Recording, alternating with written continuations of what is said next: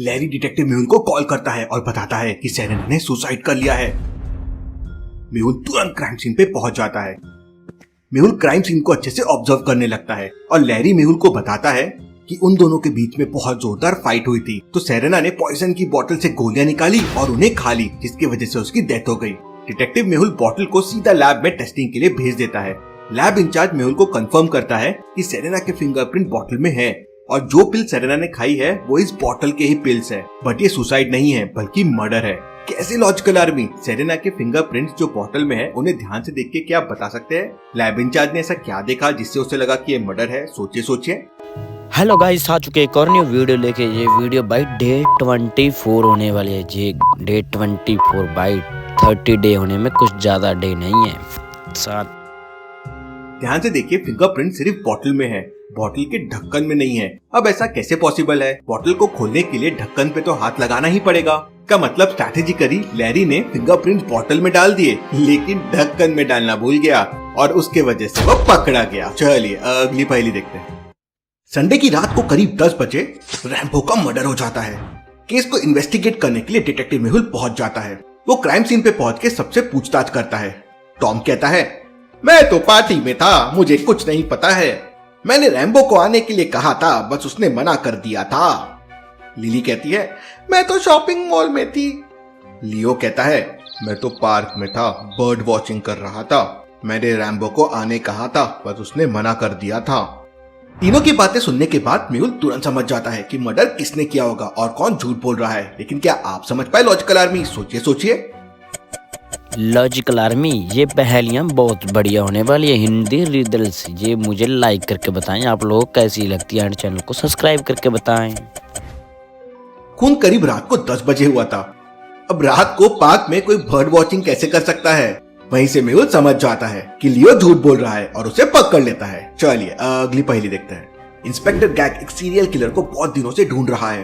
वो किलर अभी तक 30 लोगों को मार चुका है और उसका आखिरी विक्टिम था बॉब। इन्वेस्टिगेशन करते करते इंस्पेक्टर गैग किलर के den में पहुंच जाता है। वहां पे उस वक्त कोई नहीं था, लेकिन इंस्पेक्टर गैग को कुछ स्क्रिबल्ड लेटर्स मिलते हैं वॉल पे। ये क्या हो सकता है? वो तुरंत डिटेक्टिव मेहुल को वहां पे बुला लेता है। मेहुल उन दीवार पे दिए गए पैटर्न को ध्यान से समझने की कोशिश करता है।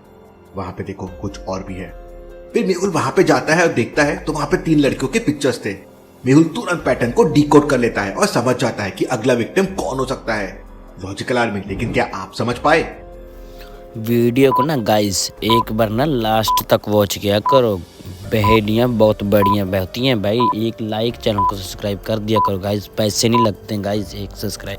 पैटर्न को ध्यान से समझिए। पहला मर्डर हुआ था ABA, दूसरा मर्डर हुआ BOB और तीसरा मर्डर हुआ ABBA। अगर आप पैटर्न्स को ध्यान से समझोगे तो वो पैलिंड्रोम है, मतलब फर्स्ट और लास्ट लेटर सेम है, सेकंड और सेकंड लास्ट लेटर सेम है। तो अगला खून जरूर एना का होगा, ANNA। ये भी एक पैलिंड्रोम है।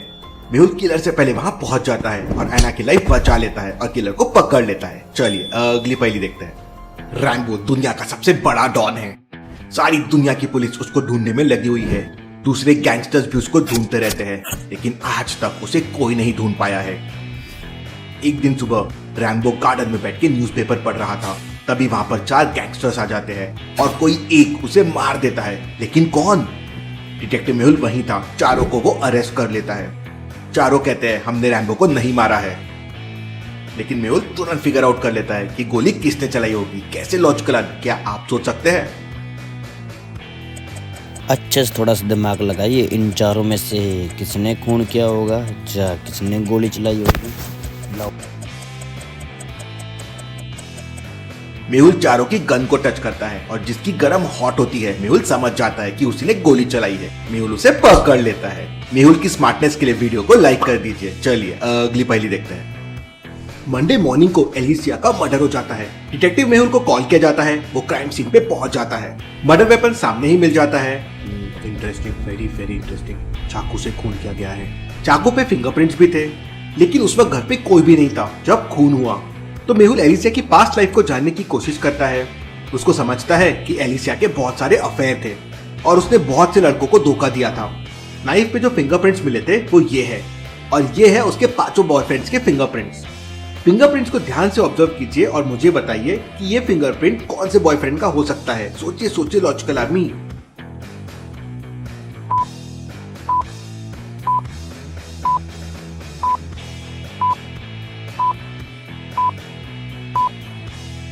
अगर आप फिंगरप्रिंट्स को ध्यान से देखेंगे तो वो बॉयफ्रेंड के नहीं, उल्टा एलिसिया के फिंगरप्रिंट से मैच करते हैं। मतलब ये मर्डर नहीं, ये सुसाइड था। चलिए अगली पहेली देखते हैं।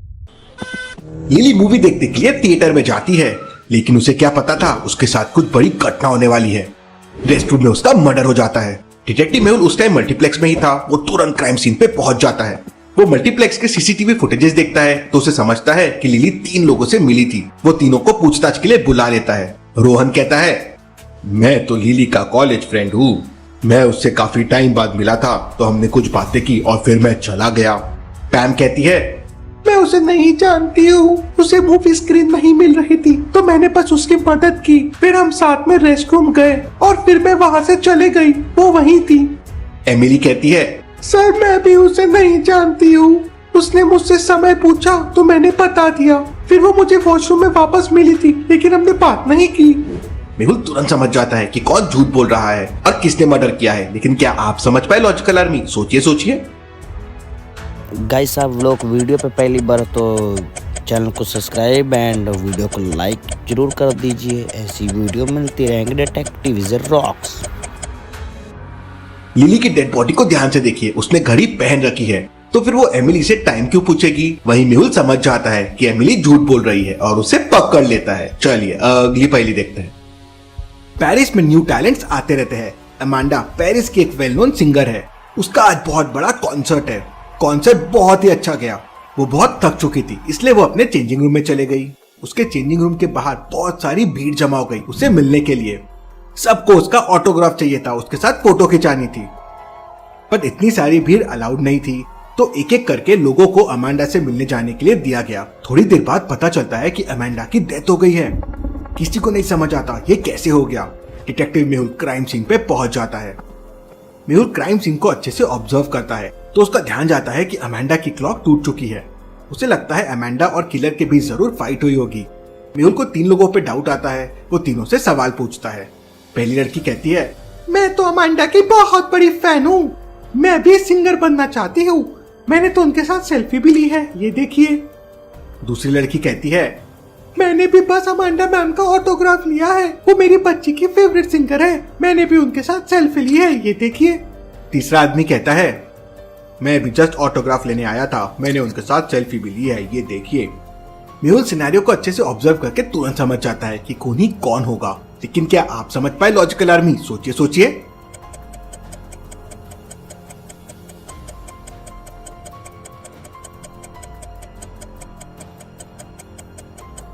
पहली फोटो 10:44 को खींची गई है और अमांडा की क्लॉक देखिए 10:45 को बंद हो चुकी थी। मतलब इन दोनों के बीच में ही फाइट हुई होगी और फिर इसने अमांडा का खून कर लिया। मेहुल उसे पकड़ लेता है। चलिए अगली पहेली देखते हैं। मिस्टर डिसूजा का उनके घर पे मर्डर हो जाता है। डिटेक्टिव मेहुल क्राइम सीन पे पहुंच जाता है। उसके घर में उस वक्त 4 लोग थे। मेहुल चारों से पूछताछ करता है। मेड कहती है, मैं तो उस वक्त बर्तन धो रही थी, मुझे कुछ भी नहीं पता है। कुक कहता है, मैं तो सुबह से खाना बना रहा था, मुझे भी कुछ नहीं पता है। गार्डनर कहता है, मैं तो डिसूजा सर से आज मिला भी नहीं, मुझे कुछ नहीं पता है।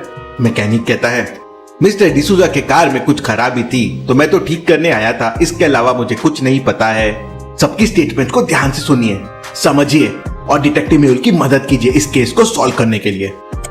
सोचिए सोचिए लॉजिकल आर्मी, इन 4 में से किसने खून किया होगा मुझे बताइए। गाइस किसने चक्कू मारा है? मादर चोदनी। अगर गार्डनर सुबह से गार्डन में काम कर रहा था तो उसके कपड़े और ग्लव्स इतने साफ कैसे हो सकते हैं? मतलब वो झूठ बोल रहा है। मेहुल समझ जाता है और उसे पकड़ लेता है। चलिए अगली पहेली देखते हैं। मेहुल हाईवे से जा रहा था, तभी वो देखता है कि साइड में एक आदमी पड़ा हुआ है। वो उसको चेक करने जाता है तो देखता है कि वो मर चुका है। कोई कैसे इतना दूर हाईवे पे मर सकता है, वो भी शहर से इतना दूर? मेहुल तुरंत पास वाले टोल बूथ पे जाता है और वहाँ से जाने वाली सारी गाड़ियों को ध्यान से ऑब्जर्व करता है। 3 व्हीकल्स उस दिन वहाँ से क्रॉस हुई थी। मेहुल उन तीनों ओनर्स को कांटेक्ट करता है और उनकी कारों को अच्छे से चेक करता है। यह है कार 1, यह है कार 2, यह है कार 3। तीनों कारों को देखने के बाद मेहुल समझ जाता है कि किसने खून किया है। लेकिन क्या आप समझ पाए? सोचिए सोचिए लॉजिकल आर्मी।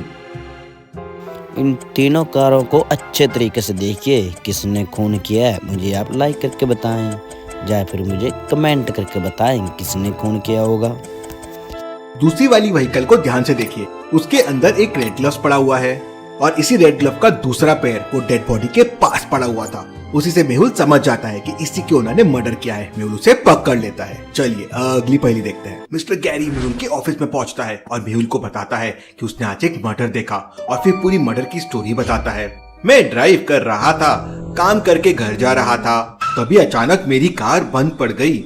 मैंने चालू करने की बहुत कोशिश की लेकिन चालू नहीं हो रही थी, तो मैंने बाहर निकल के कार को देखना शुरू किया। मेरे कार की बैटरी डाउन हो गई थी, लेकिन तभी अचानक मुझे एक गनशॉट सुनाई दिया। मैं कार के अंदर गया और हेडलाइट शुरू किया तो देखा कि एक मास्क मैन किसी को मार रहा है। मैं बहुत डर गया और वहां से भाग गया। ये सब सुनने के बाद मेहुल समझ जाता है कि मिस्टर गैरी झूठ बोल रहे हैं, लेकिन कैसे, क्या आप सोच सकते हैं लॉजिकल आर्मी?